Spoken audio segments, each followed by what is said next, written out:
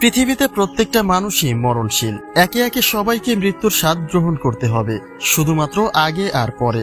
তবে তার মাঝেও এমন কিছু মৃত্যু থাকে যা বিধির বিধান হলেও মনকে সান্ত্বনা দেওয়া যায় না, এক কথায় মেনে নেওয়া যায় না। ১.৫ বছরের একটা ফুটফুটে অবুঝ বাচ্চা রেখে অকালেই পৃথিবীর মায়া ত্যাগ করেছেন তানিন শোভা।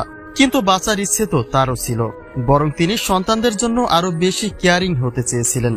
কিন্তু ভাগ্য তার সহায় হয়নি। স্বামীর সংসার ত্যাগ করে ২ সন্তানের মাঝে নিজেকে বিলীন করে দিয়েছিলেন তানিন।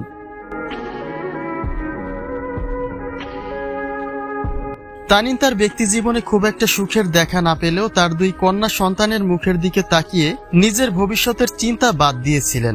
দিবারাতি স্বপ্ন বুনেছেন তার সন্তানদের নিয়ে। মা বাবা উভয়ের আদর দিয়েই ২ মেয়েকে মানুষ করছিলেন তানিন।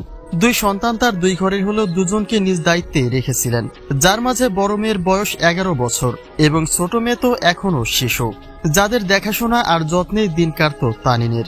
কিন্তু শেষ গল্পে আর শেষ রক্ষা হলো না তানিন শোভার। মেয়েদেরকে এতিম করে চির বিদায় নিয়েই চলে গেলেন একজন দায়িত্বশীল মা।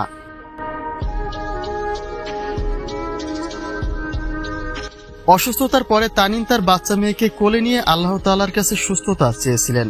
তিনি যখন দেখছিলেন এত চিকিৎসার পরেও তার অবস্থার উন্নতি নেই, ঠিক তখনই তিনি নিজের প্রতি ব্ল্যাক ম্যাজিকের কথাটি প্রকাশ করেন। তিনি হয়তোবা বুঝে গিয়েছিলেন যে আর খুব একটা সময় তিনি পাবেন না, যে কারণে তিনি তার ছোট মেয়েকে কোলে নিয়ে নিজের পরিবারকে বলেছিলেন ওর যত্ন নিতে। যদি তার কিছু হয়ে যায় তবে বড় মেয়েকেও মানুষের মতো মানুষ করতে।